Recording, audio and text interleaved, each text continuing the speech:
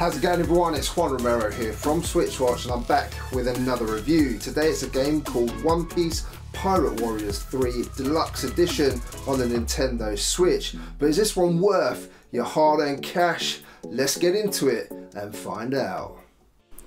If you are a One Piece fan, then this game does a good job of condensing a lot of the story into this game and covers a lot of the story arcs, and considering there's over 800 episodes of the anime, this is some feat, to be fair. Now if you're a fan of the series, then you're going to know about Shell's Town and Zoro, Marineford Parts 1 and 2, Punk Hazard and Dressrosa. There are of course many more arcs in between, but this should give you an idea. For those that have not watched the series, then this tells a story of Luffy and his crew's journey over a 12 to 15 hour adventure here, and while for those who watch the series this may feel a little brief, for people new to this, the game does a commendable job of introducing people to the world of One Piece. In terms of audio, as a Dynasty Warriors infused game made by the same people, you kind of know what you're going to get from the soundtrack even before you've played it. You know it's going to be pretty good, and Pirate Warriors 3 really hits the nail on the head, infusing both franchises so well. You're guaranteed completely over-the-top metal solos, something the series is so well known for, and this doesn't disappoint. The grungy distorted guitars and intense drums are music to any Dynasty Warriors fans, but it's not only Dynasty Warriors though. One Piece is definitely shining through in this soundtrack with lots of upbeat trumpets, and when I say lots, almost throughout every music track, trumpets are front and center alongside those guitar solos.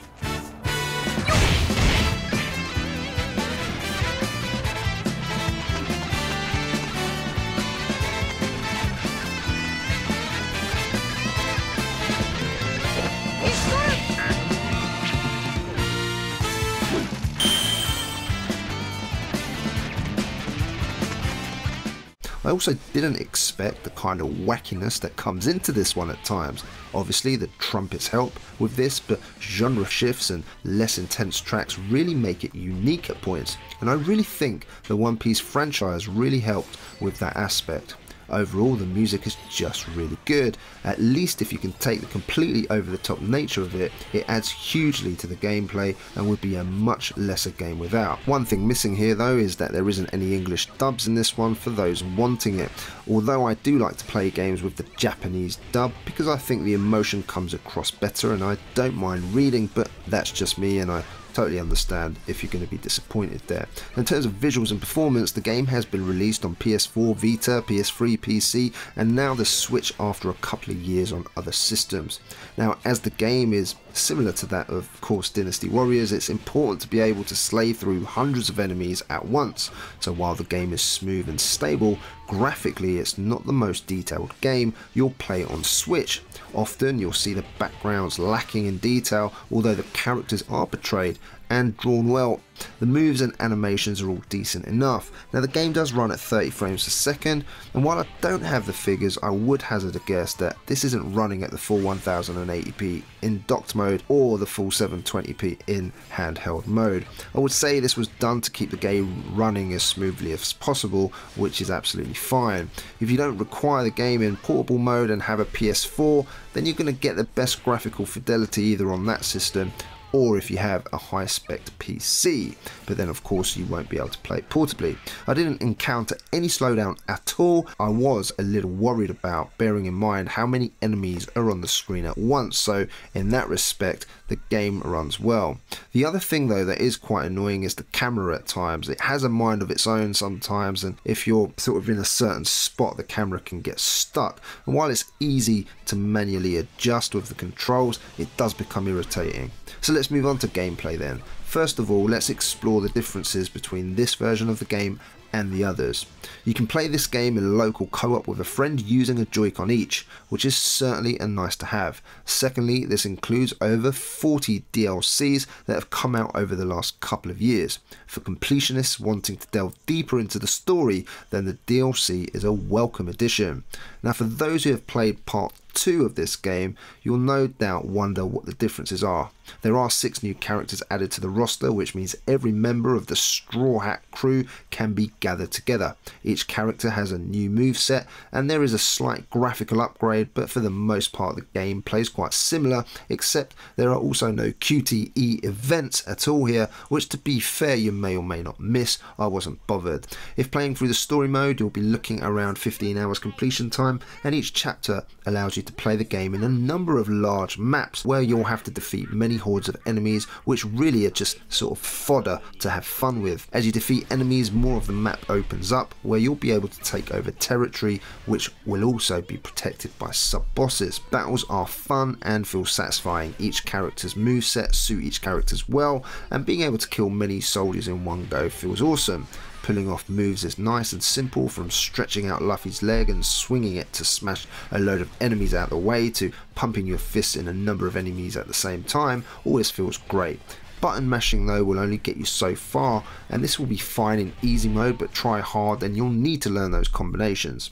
There are a good number of movesets to learn, and having over 40 playable characters means there is plenty to keep you occupied. This game introduces the Kizuna Rush, which allows you to tag in a partner, and sometimes more later on, where you can work together for a short period of time to form huge combinations, allowing you to kill hundreds of enemies, which feels awesome. The maps are large, and there is a mini map to point you in the right direction, often with changing objectives, i.e. protect this territory or some type of timed event, which if not completed in time, its mission failed. Often once you kill a certain enemy or complete a certain task, you'll move on to the next, and it's often possible that you will have defeated over 2,000, 3,000 enemies easy by the end of the mission. There is though for me an issue with the pacing of this game. The battles for some reason felt really long, being 20 minutes or so each time, and it soon started to feel like the game was becoming rather repetitive to play. Often you'd go through the motions to hear the next part of the story. I would end up playing one mission and having to have a break before coming back to play another mission. Such was the repetitive nature of it all. The other issue was the cutscenes, which would often interrupt the action just while I was getting soaked into it. To be fair, the game does try and mix things up by offering conditions or certain challenges within each level, treasure events and coins to collect, which help with leveling up your character in between missions. While the RPG element is not as deep as some games, at least the option is here. Dreamlog is another mode which, funny enough, was preferable to me. It meant I could choose any character to play, go straight into battle, which would allow you to unlock more coins, characters and items, and complete that to get the opposite of Dreamlog. In terms of value then, we've talked about the DLC, we've talked about the fact that you can play this with a friend with the Joy-Cons. I think the game though is too expensive. In the UK, they're asking for £54.99. That's the asking price, and yet our American friends can buy this game for only $39.99 on the eShop, which in today's exchange rate is £28.76. So let me work this out. It's an incredible £26.23 difference, so you could almost buy 2 copies in the US for the price being charged in the UK. Okay, I understand that some states you need to pay a bit of tax on that, but still, you'd still be saving around £20 if you could buy it in the US. So is it worth your hard-earned cash? In America, just about, but in the UK and Europe, no. Someone at Bandai needs to sort out the pricing, because it's quite frankly bordering on absurd, and it was the same with Naruto. There is no excuse that I can see to have such a difference in price, especially when we're talking about digital copies. So if you want this game, do yourself a favour, make an American eShop account and buy it from there. Do not buy this from the UK eShop, because it's the most expensive I can see in the world right now. You're talking about 55 quid almost.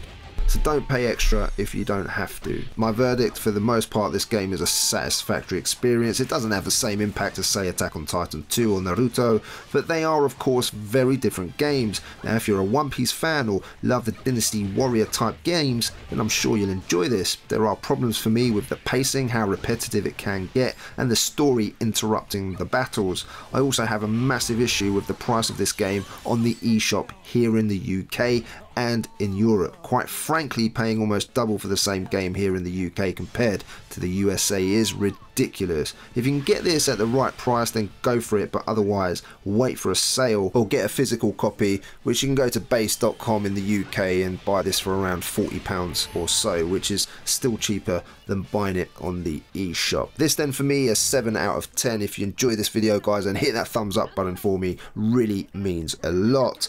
Leave me a comment down below, let me know if you've got this game on another system. Are you looking to double dip, or are you new to this franchise and just fancy buying this on the Nintendo Switch so you can play it portably? And lastly, if you're a new watcher here, then consider subscribing to our channel for more gameplay and reviews like this one. For all of you existing guys and girls out there who continue to support us, thank you so much, we really appreciate it. My name is Juan Romero from Switchwatch, and I'll see you on the next Juan. Take care.